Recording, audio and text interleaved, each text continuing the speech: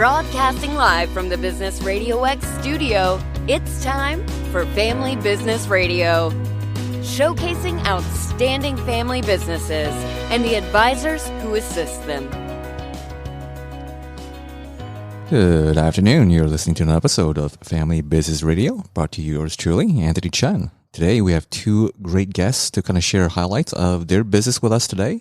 To kind of start us off with the show, we have Paul Zanardo with Zanardo Dezignz. Welcome to the show, Paul. Thank you, Anthony. I appreciate it. Big fan. Great, thank you. So kind of share with our audience who have yet to hear about what is Zanardo Dezignz and how it came to be. What was the brainchild? What spawned the inspiration to start? Yeah, absolutely. But first, I've got to tell you, our son, Anthony, of him, and he wanted me to tell you hello and that you guys have the coolest name. So I would be in trouble if I didn't mention his name. Great. Well, shout out to Anthony out there. Yeah. Thank you. He just turned 8. So, but yeah, I was in construction sales and marketing for over 25 years, and I made a lot of money. It was very lucrative, and financially speaking, it was a big success. But I was miserable and I was depressed. I was traveling a lot away from family.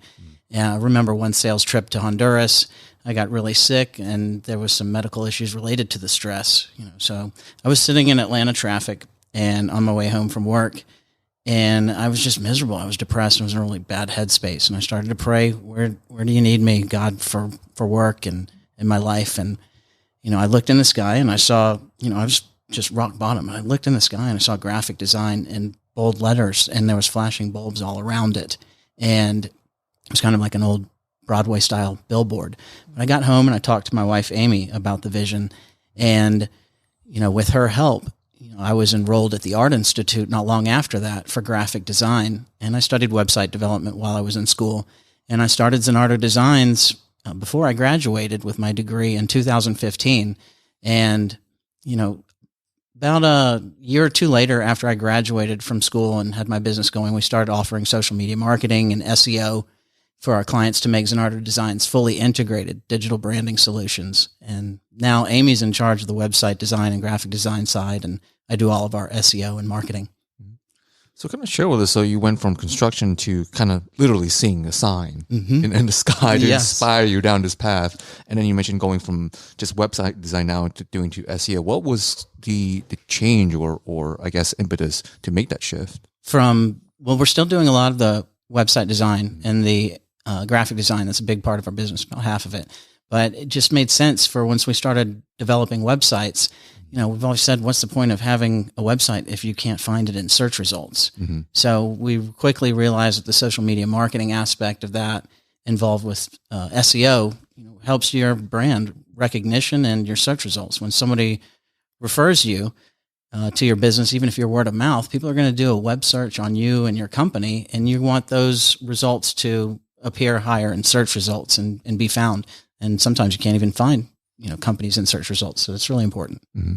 So for those who are not in the know, what does the acronym SEO mean? Yes, we were joking about all the acronyms on LinkedIn earlier today. Yeah. So SEO stands for Search Engine Optimization, and that's how your website ranks in search results. Mm-hmm. It's very important for brand awareness and brand visibility. So to kind of give our audience a little, a sneak peek behind the curtains as to how it all works, I know there's a lot more involved. Can you kind of describe to someone that's just new to this whole world? Because speaking to a layperson, is it just Google? Is it other avenues like a DuckDuckGo? Or if anyone still uses Ask Jeeves out there? Yes. So SEO, there's many facets involved with SEO. There's technical SEO. There's local SEO, how you rank locally, like you're a financial advisor near me. When you're searching that, you want to be high in search results, but on-page SEO, off-page SEO, like social media. And there's a lot you can do in the coding behind the scenes. It's more technical SEO on your website. So there's many different areas that involve, it takes a lot of time and it's an ongoing process. Mm-hmm. So when you talk about the website design and you scratch, I imagine we're just really scratching the tip of the iceberg on the surface. So it's not enough to just have a website that looks nice. There's something going on behind the scenes that gets that website found. Is that about the gist of it? Absolutely. We work with a lot of service providers and they have existing websites, and the website looks great, whether it's on Wix or WordPress or whatever it is, it looks great. But then when I get, the admin access behind the scenes, a lot of times they were DIYers and did it themselves, and they just didn't know the search results aspect of it, and things aren't set up correctly. So it takes a lot.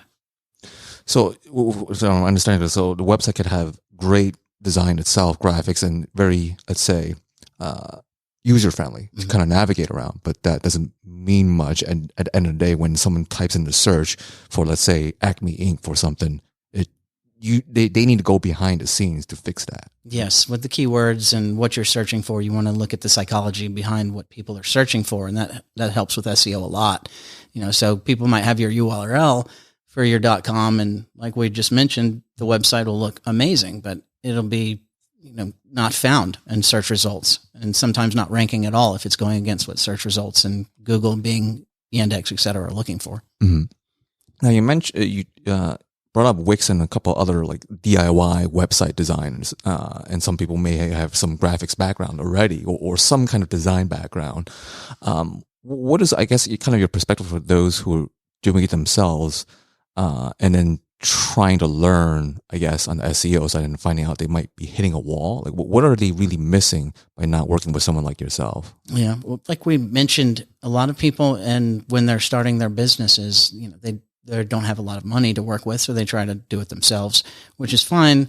But if you don't have the background, I'm not going to go and advise people on their finances, like you do. That's not my expertise. I've been doing this for almost 9 years now, and I'm still learning. Every day I'm learning something different about SEO and how it works. So search engines are always coming up with updates that we have to stay up to date with about what search results are looking for. What type of content they're going to rank, and that always changes. So I don't expect someone that's not an SEO to be staying on top of that.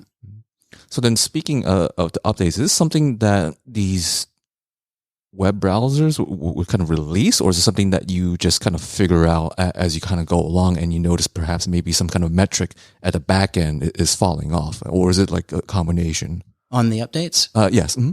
Well, there's a few updates every year, and there's one or two very big ones that we always keep in contact with and keep up to date with. The helpful content updates are a big one, and they change a lot of things and what they're looking for, like all the AI and things like that, content written by AI.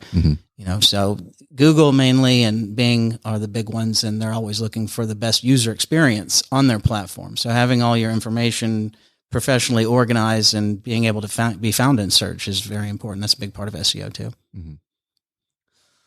Then for our listeners who are either kind of starting out, they know, okay, if I'm starting a business, I know I need to have a website, or maybe they've been around for a couple of years and the website looks like it's from the 90s on Netscape. Describe to the audience, like, what does it look like just sitting down with you at that first meeting? Because they could be a little intimidated. It's like, hey, this is my baby. Yes. Well, it starts with a conversation to see if we're a good fit. I met with a recent potential client, and they seemed to think they knew everything about SEO, and that's not their industry. And, so willing to learn and to understand that it's a long-term process. SEO is not an overnight fix. So if you're looking for a quick fix, it's definitely not good. It's not going to work for you. You might see quick spike in search results, but after we stop, it's an ongoing investment. After we stop that, then it just won't, you'll either go back to not being found or have poor search results. So it starts with that conversation and explaining, everything that we need to do once we do a website audit and look at what's behind the scenes, what needs to be done with the keywords, what needs to be done with the content.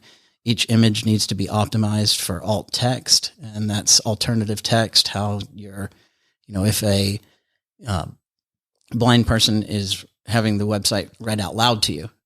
So each image, and a lot of people I find have not done any of that on their website because you wouldn't know to do that. So that also goes back to the user experience. You want a great user experience for everyone.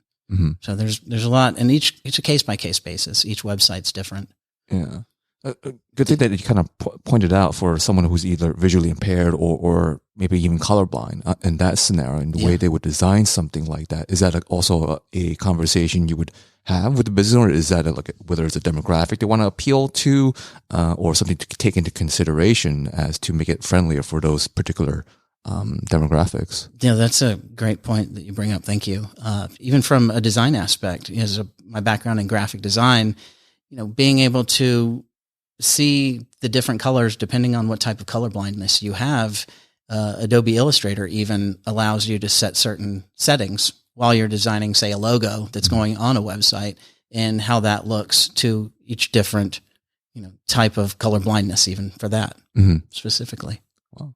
So it sounds like you're more than just putting a nice piece of color and icons together on a website. A little bit more involved. There is. Yeah. It is a lot. Yes.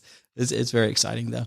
So what other things that for those who are not in the know that for you, like it's a second nature, but it's something that someone who tries to do it themselves that they are not accounting for? What would that be? Other than, of course, we would just kind of scratch on like the color blindness and kind of visually impaired. Yeah. Well, if you're designing the website and you don't know what you're doing, it won't be found on search results and it won't provide a good user experience. There's nothing worse than going onto a website in mobile, desktop, whatever, which, Google takes a great deal of influence on mobile responsiveness. So that's a big deal. And you'll be surprised at the amount of companies that don't have their website mobily optimized. So the user experience is everything. If you go to a website and it doesn't work, they're going to leave. They're going to go to your competitor's website. You need to look professional and provide the information that they're looking for. Yeah, it's a good thing that you mentioned, which is kind of a perfect segue, because it's no longer are people. If I remember the stats previously correctly, like about a year or two ago, it might be a little bit more now. People are viewing company websites more so on the mobile than just on PC now. Is that about right? Is it still growing, or is this that number? Absolutely. Last I checked, which was a few days ago, it's over 54%. So more than half are looking on the mobile device, and that's very important. Google treats it as two different websites, desktop versus mobile. It's ranked differently, and it's a completely different design aspect too.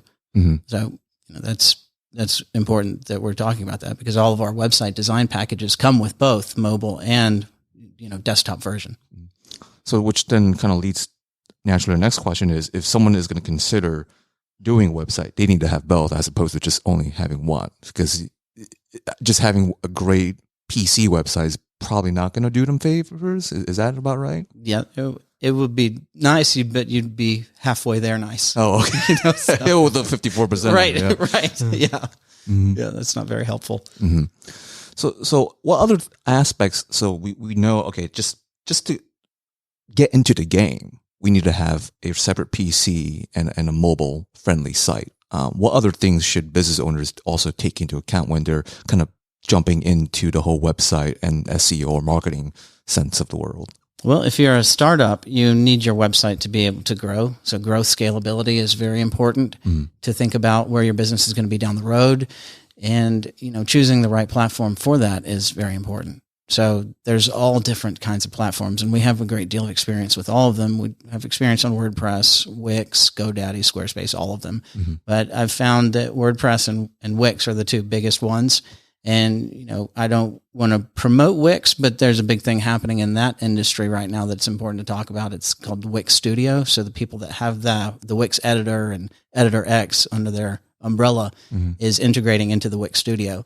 And that's an awesome platform right now that we've been testing out and using for clients, and the design responsiveness and SEO capabilities are fantastic. So, looking at the right platform for your company and being able to grow is very important. Well, then somewhat, I guess, answers to that was going to be my next question is, for all these platforms, how does a business owner choose the right one? Is it possible to where they might be, let's say at year 1 or year 5, this platform is great for what their needs are, but you would kind of, I guess, coach them, well, once you hit, let's say year 6, your needs might change and we need to shift to a platform. Like how is that transition? How's that conversation? You want to thank you for bringing that up. That's very important. It's critical. It's crucial to make sure that your web designer doesn't lock up your site. And if you do need to migrate it to another platform, whatever reason, or just even ownership, you need to be able to do that. And some website developers they'll hold you hostage. I've heard of that happening, and that's awful. You never want that. You need to be able to have the freedom to run the business and your website the way you need to.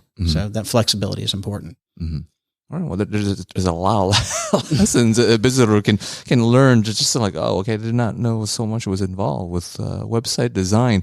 What is something that, as you mentioned, as you were kind of putting yourself through school with graphic design and learning website design and now SEO, what is like the biggest takeaway that you have for yourself that was probably not taught in class? The Google Search Console was not taught to me, and that is all your KPIs, your performance indicators on how your website ranks. And it tracks the keywords that's coming into your website. It tracks, each page and how well it's ranking. It tracks the entire website, desktop, mobile. It's got all the information, and that wasn't taught to me. That's something that I'm still learning.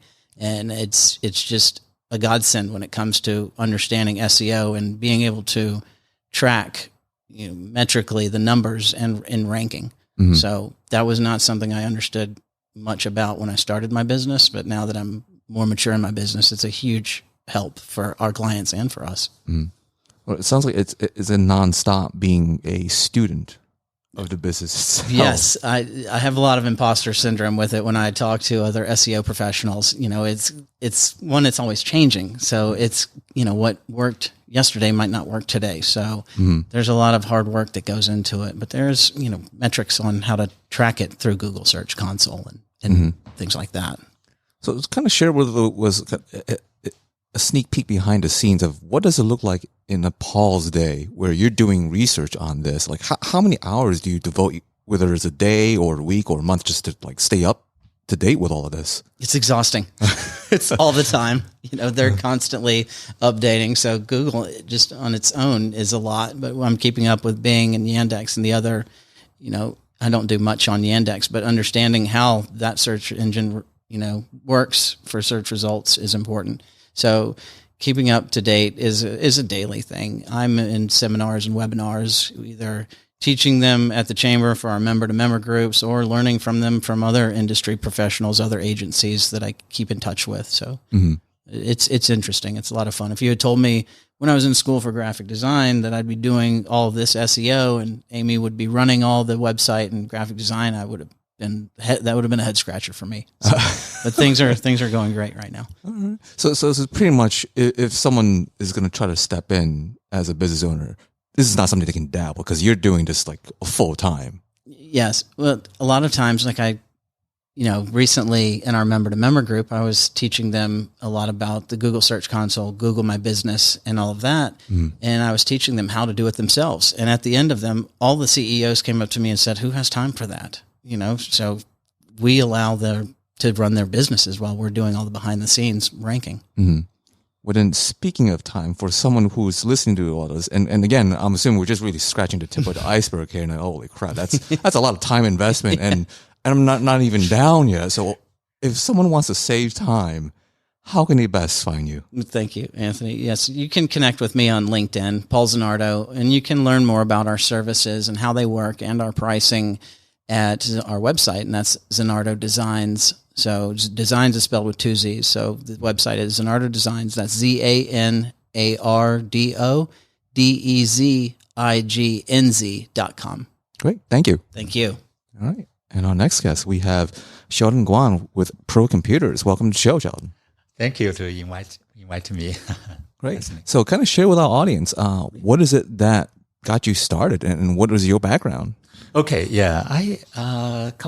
I never change my career in IT. It's just a focus from different area, change a different area. I don't have the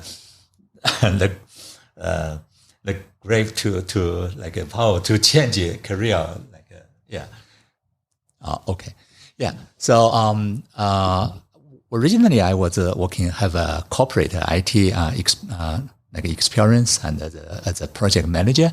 And after I immigrated to Canada, I find a job as a branch manager to open a computer store, branch store. So I come to a new town. I'm totally new to there, and set up a new location, rent it, and build up a store and build up a customer base.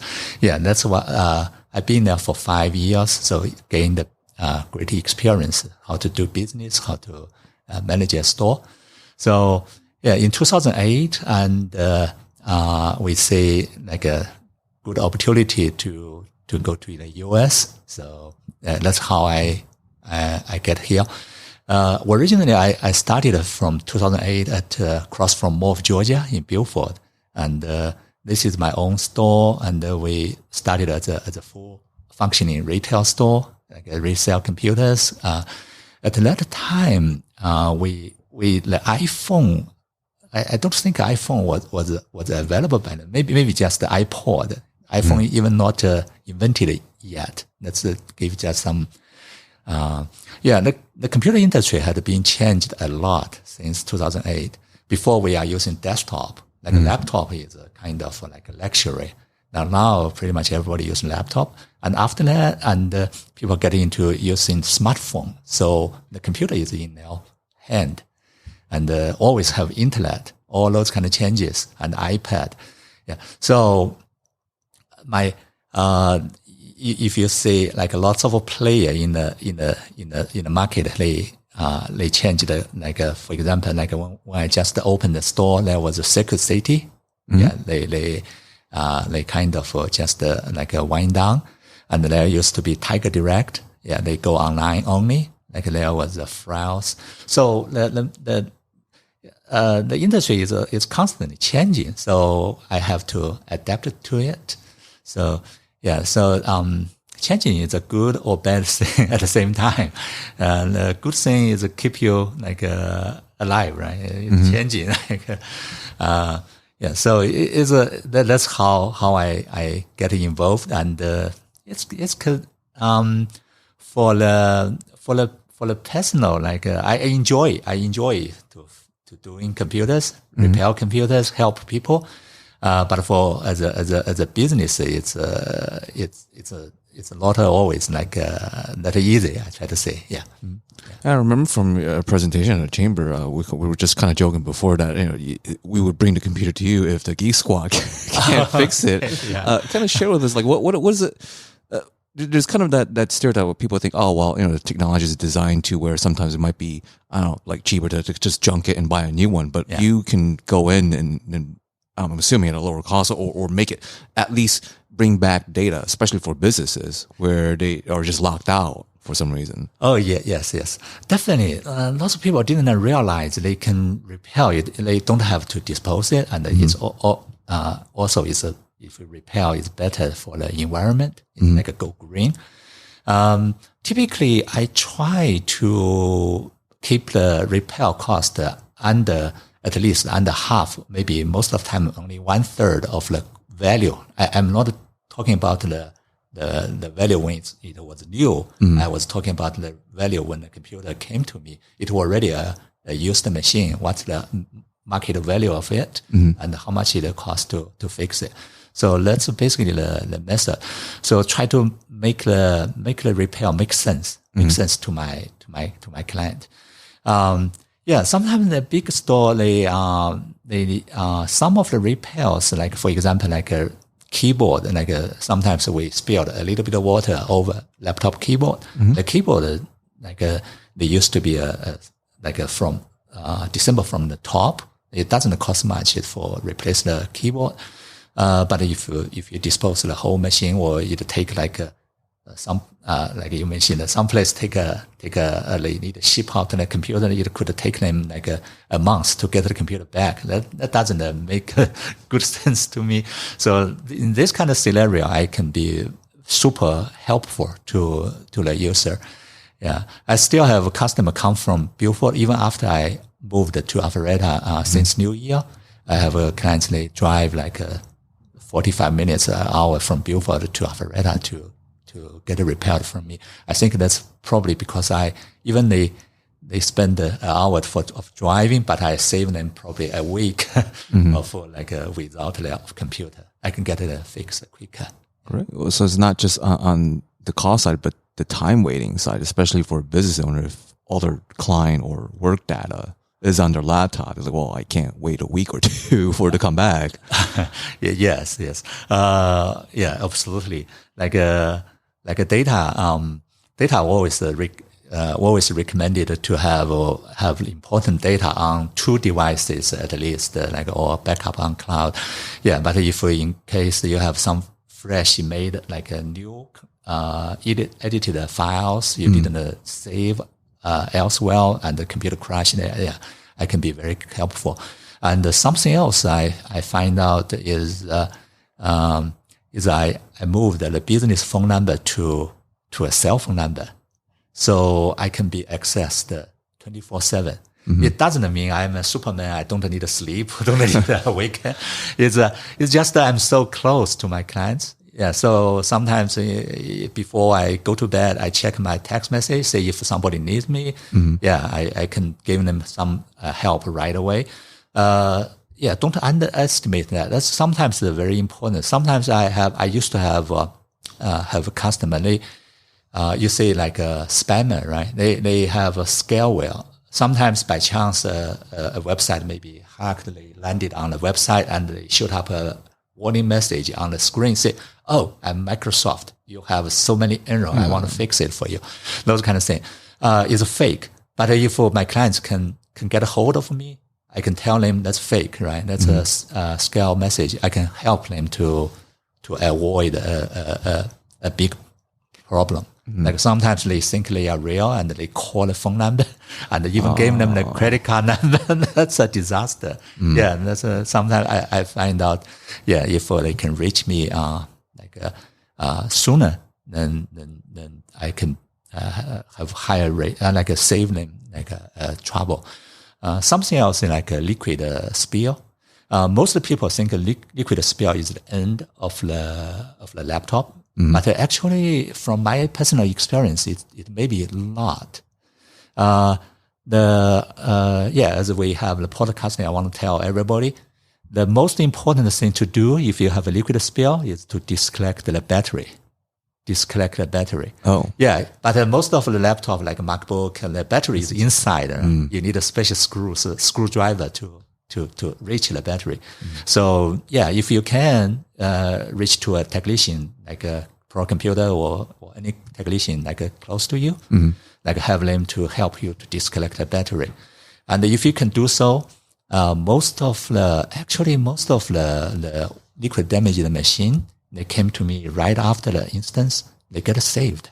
Oh, yeah, well, that's good to know. Amazing. Yeah. Well, then with all this for saving laptops and computers and being access on your phone, I guess we can kind of market you as the ER of PC or just technology then. Oh yeah, you imagine. yes, I got you. Yeah. So, because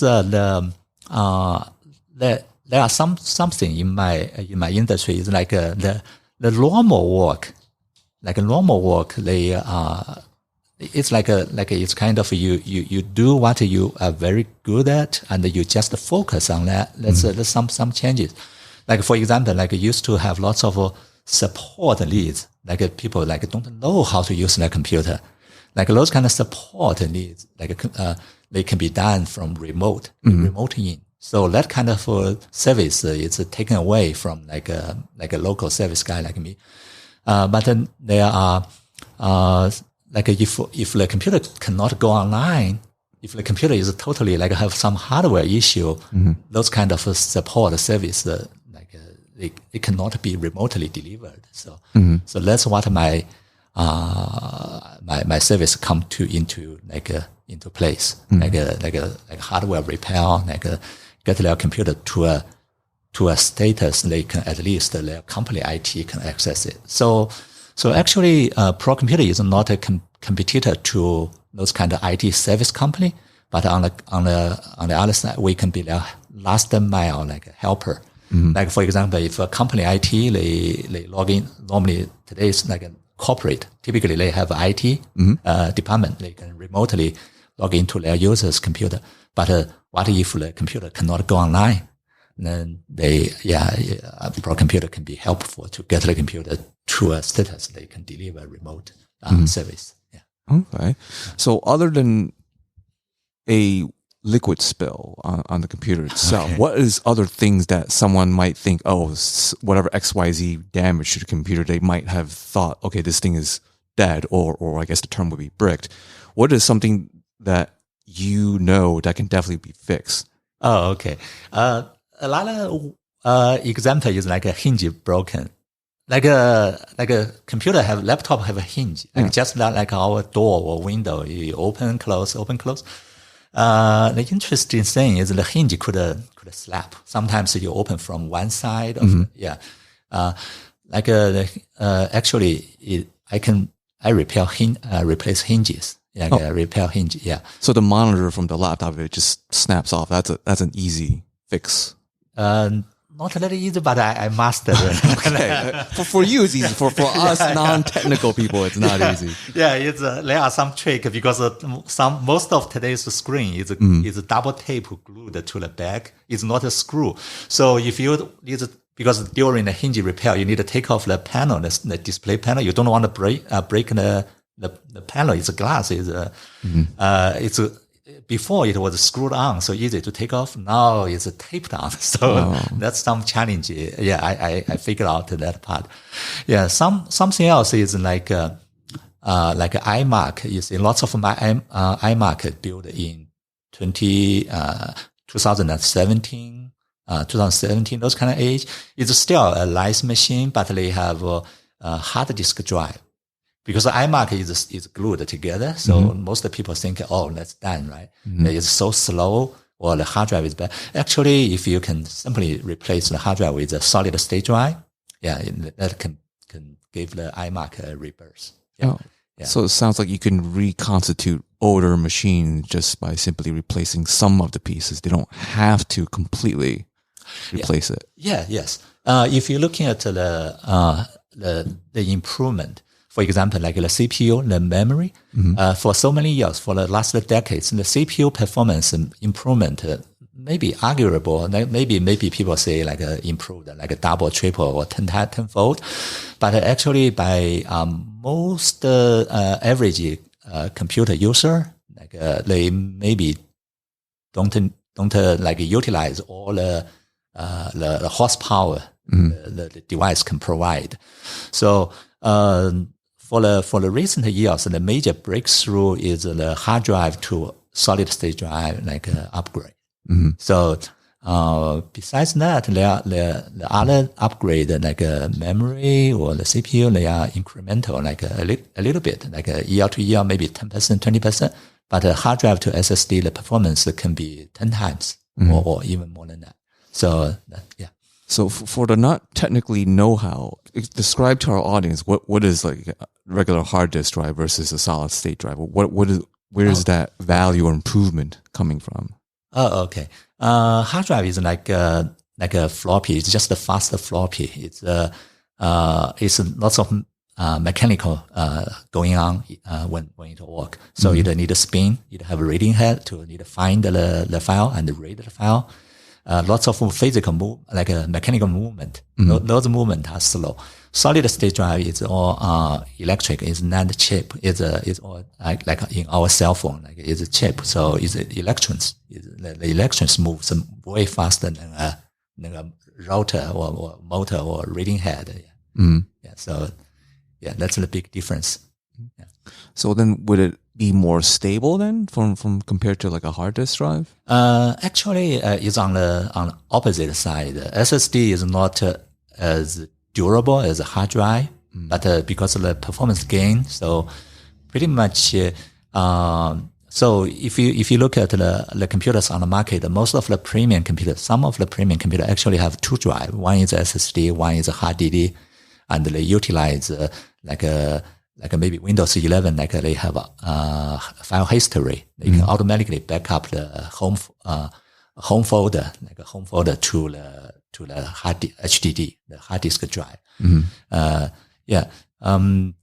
the industry is constantly changing. So with today's like a user, they easily can access to like a OneDrive or iCloud. So some people they back up to the cloud. So with this kind of trending, so kind of like with the even the SSD not as durable like as the HDD as the hard disk drive, but the whole industry is still moving that way.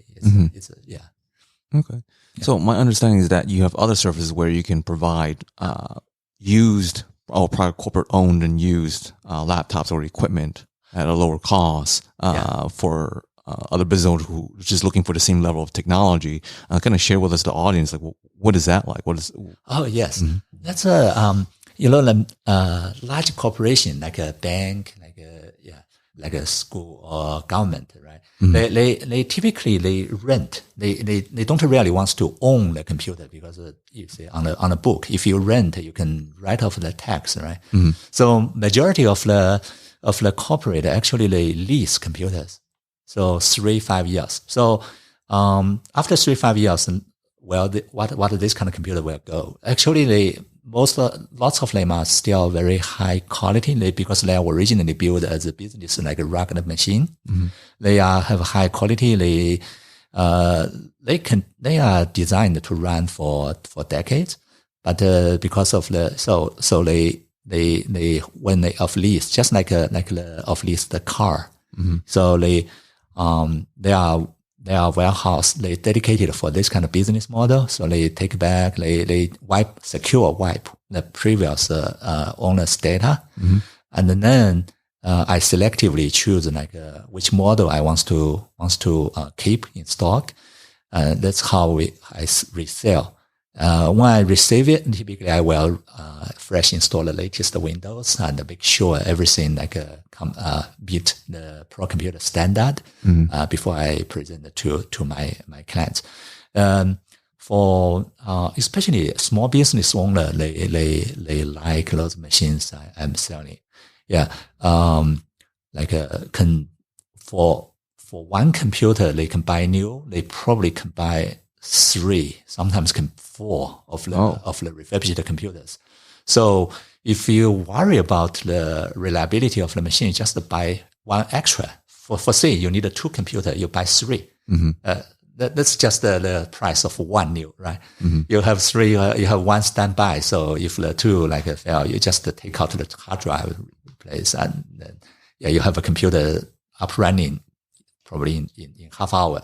So that's the idea.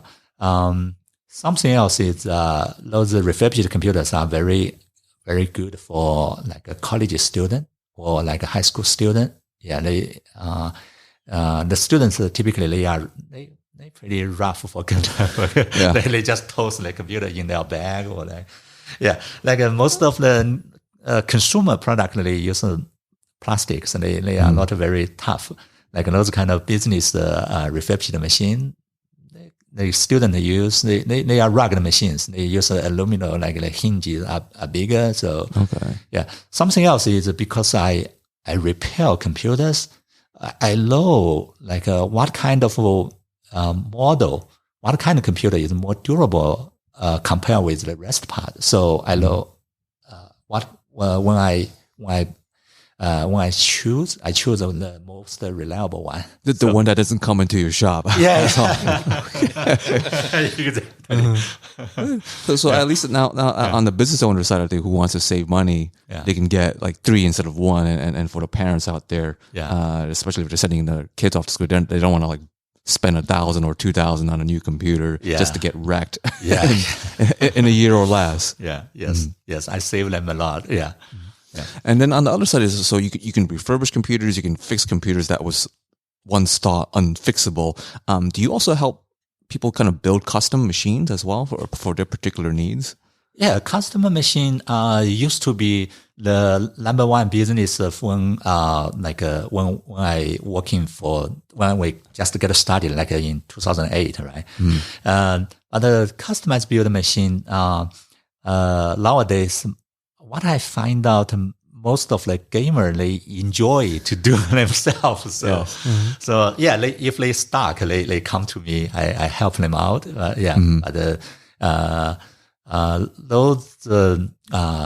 I'm more in a supporting role or second tier, support. Sometimes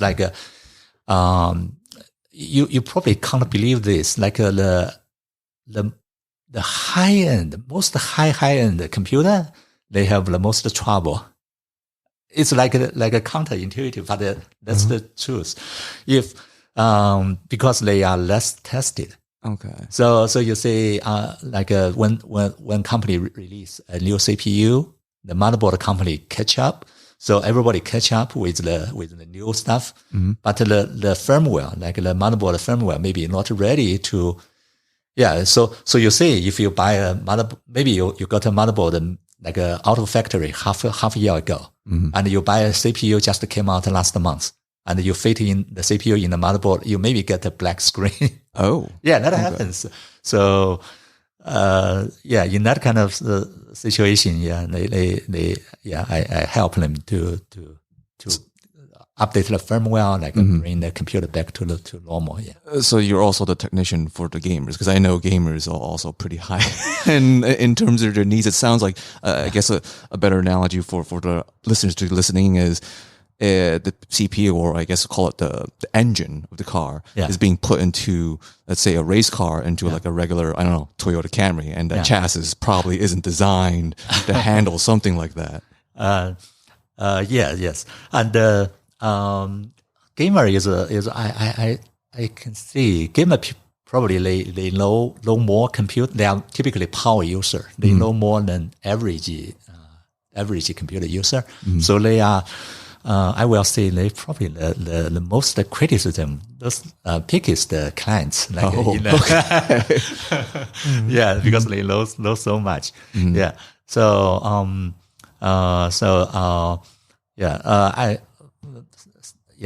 thanks that, because I used to build like a gaming computer like probably couple of thousand every year. Oh. Yeah. So I see all kinds of like issue. I also offer your customer might build, you need to offer like 1 year in warranty. So I see all kinds of failure, like when I build, or like a new out of box issue, or like the in warranty issue. So I have plenty of experience in that area, so I can be helpful to the gaming industry. Yeah, I like a gamer as well. I used to game a lot, but not as much. But I'm still a gamer. I consider myself. Yeah.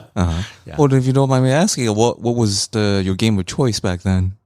Game of choice? You mean the game, the title of the game? Or, Command & Conquer. Oh wow, that's really going way back. That's going. For our listeners, you're gonna have to apologize, because I'm the interviewer here, so just give me a minute over here too. So to kind of, are we talking about like Red Alert or type of something? Like how far back are we going? Like I pretty much have every version. Like I think they started from Dune. Like right? Oh wow, Dune. okay. Like that's the pre